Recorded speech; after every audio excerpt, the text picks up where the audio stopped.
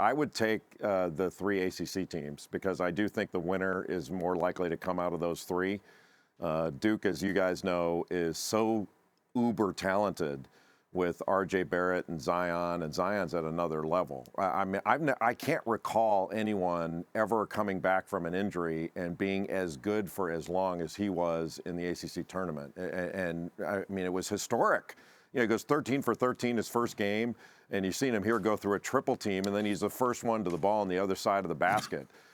He's a remarkable talent, but it's overshadowed how good R.J. Barrett is, how good Trey Jones is defending, and what a good passer he is and a setup guy. But also, I think Virginia's being overlooked a little bit too, and we're focusing on the catastrophe that they had last year in the first round. I think that was an anomaly. I don't think it's likely to happen again, and I think they're every bit as likely to go to the Final Four as they were back in 2016 when they lost in the Elite Eight when they spit that lead up to Syracuse. Jay, I'm not sold on Virginia. I'm one of those guys because I'm not sold on them offensively. I know their defense is always elite, no question about it, but offensively, I'm just not sold on them. I got to see it to believe it. I am, however, very sold on North Carolina. I just don't think that Roy Williams gets nearly as much credit as he deserves considering Mike Krzyzewski's resume, how he gets to coach Team USA, the recruiting, the All-Americans that he has in his program. But yet North Carolina is always right there. They're my pick to win the national championship. I believe they are yours. Tell us why. Well, for a lot of the reasons you talked about, I think you're exactly right, Stephen A., that Roy Williams doesn't get the credit that he deserves as being one of the true great coaches. And I don't mean, you know, look, he's in the Naismith Basketball Hall of Fame. He's getting credit. But I think sometimes how successful they are year to year and the consistency at a high level sometimes gets glossed over. Roy Williams does an extraordinary job, and he's got a team this year that when I saw him on January 12th, they played Louisville, and Louisville blew their doors off at the Smith Center. And it was a game that North Carolina was never in, and it's rare you ever say that. And I kind of thought, I'm not sure that Carolina is going to be as good as I expected, and they have been. They've won, I think, 15 of their last 16. And they're really good. Their point guard, Kobe White, the freshman with the magnificent hair, keeps getting better and better. Cam Johnson, their transfer they got from Pittsburgh, this is his second year there, is one of the best shooters in the country.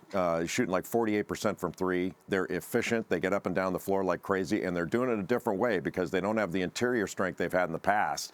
That may be the only thing that trips them up, is they don't score and defend around the rim like they have in past years, past teams, like when they won it in 17, when they went to the final in 16. They're not quite as powerful inside. They can't throw it in the post and get a bucket like they did those years. But, man, they shoot the 3, and their transition game is excellent. Jay, it doesn't seem like people believe in Gonzaga this year as much as the committee does, at least. I'm wondering about Mark Few. Does he need to win a national title to elevate from, oh, my God, what a great job he's doing considering the size of the program and the level and all that stuff? Or is he already in the pantheon, in the elite, most kind of blue blood type coaches?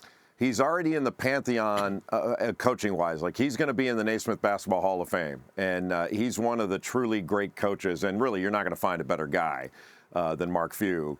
But I think it's remarkable that, honestly, Max, we're even talking about does he need to win a national championship? Because before they went to the final in 2016, I believe, or 2017, before they went to the final in 2017, we were discussing whether they could make a Final Four. Right. And so this is the anniversary, maybe yesterday, 20 years ago, they went to the Elite Eight. And beat Florida to go to the Elite Eight. And that's where this all started. Dan Munson was the coach who's now at Long Beach State, and Mark Few was his assistant.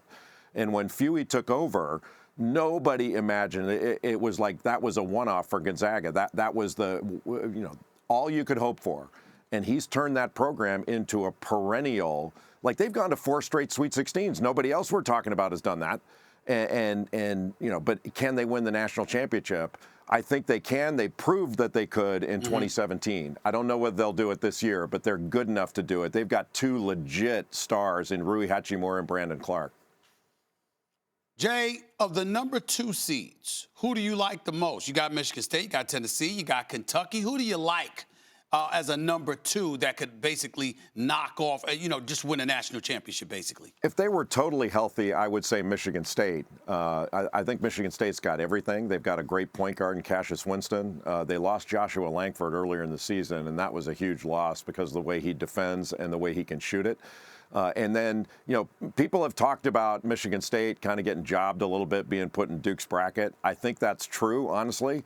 But Duke got jobbed a little bit, too, having the best number 2 in their bracket. But I will tell you that the biggest threat to North Carolina, Stephen A., sort of in our discussion about them getting to the final and maybe winning, is Kentucky. Like, Kentucky is really good. And they've got a player named P.J. Washington. I know you guys know him. But he turned a corner to be a star. And Tyler Hero is shooting it, and he can get 5-6 threes in a game. Ashton Hagans is one of the best defensive point guards in the country, if not the best. He and Trey Jones, both freshmen, I think, are vying for that. And I think Kentucky's got a legitimate chance, and I haven't even mentioned Keldon Johnson, who's going to be a lottery pick. They've got a legitimate chance to cut the nets down this year. I didn't think so when I saw them earlier against Duke. They were the number 1 team in the country going into the Champions Classic, and they got crushed in that one. It took them a while to recover from it, but they've recovered. And with P.J. Washington playing at this level, the biggest threat to North Carolina isn't Duke, it's Kentucky and getting out of their region. Jay, real quick, because I'm just curious about this. I'm being told to wrap, but you think it's a coincidence that Minnesota is playing Louisville? Like, did the committee do that on purpose for the storyline, or is it coincidental? I don't think they did it on purpose, but they didn't fix it, and that's the problem I have with it. When it fell that way, and that's what I believe happened, it fell that way, I think they had an obligation to fix it. That's an embarrassment to this tournament. They're always talking about having a balanced national tournament. It ain't balanced when they did that. That's embarrassing, and they should be embarrassed about it. They should have fixed that.